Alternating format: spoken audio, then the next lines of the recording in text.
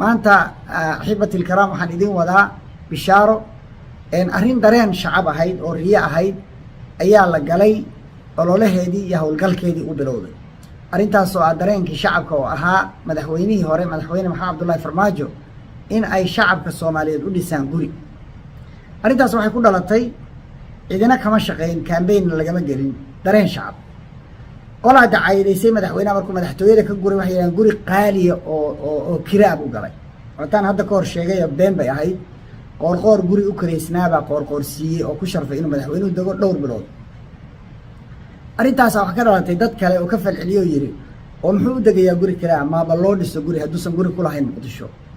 maadaama uusan guri lahayn madaxweyne afrikaana oo 5 sano iyo bar madaxweyne ahaa oo aan guri ka dhisan dalkii uu isagu madaxweynaha ka ahaa waa wax la yaab leh ninkaas waa nin ammaano iyo ku suntan musuq la'aane ha loo dhiso guri arrin dareen shacabku saas ah markuu igu batay ayaan anigu madaxweynaha kala hadlay waxaan ku qanciyey inuu aqbalo uu ka warwareegay laakiin aakhiritaanki uu aqbalay waa ku mahadsan yahay kambaynkaas waxaa la yidhaahdaa mahadsanid madaxweyne uu bilowday bisha juun 2 buu bilowday kambaynka lacag ururintu wuxuu ku egyahay ilaa bisha julaay 2 waa bil gudaheed waxaan u qaabaynay inay ka qayb qaataan oo saldhig u noqdaan iyo asaas 7,000 qof kunka ugu horeeya waa 1,000 qof oo bixinaya min $1,000 kunkii koowaad waa la bixiyey waxaa ku xiga 2,000 qof laban laab 2,000 qof oo iyaguna bixinaya min 500 halkaas waa 2 milyan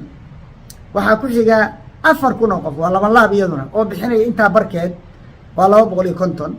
iyaguna waa 1 milyan halkaa 7,000 qof ayaa waxay bixinayaan lacagta koowaad oo ah 3 milyan dadka inta kale oo soo hartay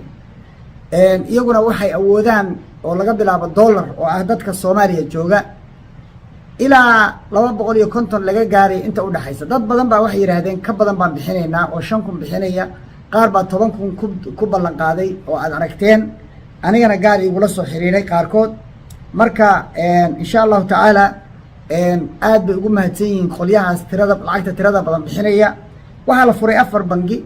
bangiga koowaad waa Dahabshiil Bank numberkaas aad arkaysaan baa lagu dirayaa bangiga labaadna waa Salaam Bank isagana lambarkaas aad u jeedaan baa lagu dirayaa IBS Bank isagana lambarkaas aad arkaysaan oo shaashada idin saaran baa lagu dirayaa Premier Bank isagana lambarkaas aad u jeedaan baa lagu dirayaa Dahab iyo EVC iyagana waxaa loogu talgalay dadka localka ah waxaa ku qoran lambarkii telefoonka localka ahaa markaad akoonka garaacdaan oo lacagta gelisaan waxaa idiin soo baxaya 2 magac magaca koowaad waxaa la yiraahdaa maxamed cabdullaahi waa chief of staffkii madaxweynaha magaca labaadna waa cabdirashiid xaashi waa afhayeenkii madaxtooyada labadaa nin oo tiimka madaxweynaha ka mid ah ayaa akoonka ku qoran iyagaana insha Allah taala marka ugu horeysaba idiin soo baxaya iyagaad marka ku direysaan aad ku direysaan lacagta iyagaad lacagta ku direysaan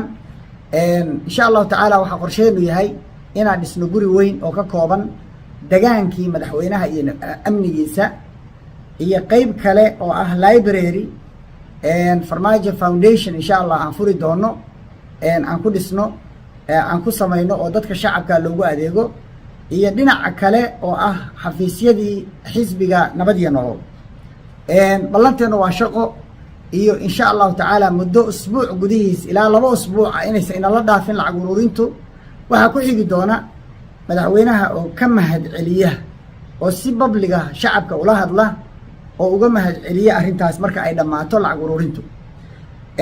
waxaa ku xigi doona oo qorshaha noo diyaarsan uu yahay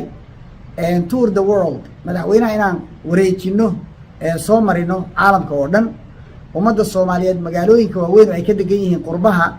inuu la kulmo madaxweynuhu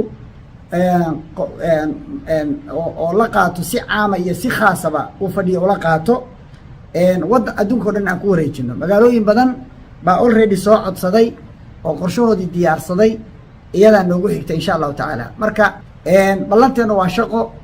iyo insha Allah taala muddo usbuuc gudihiis ilaa 2 usbuuc inaysan inala dhaafin lacag ururintu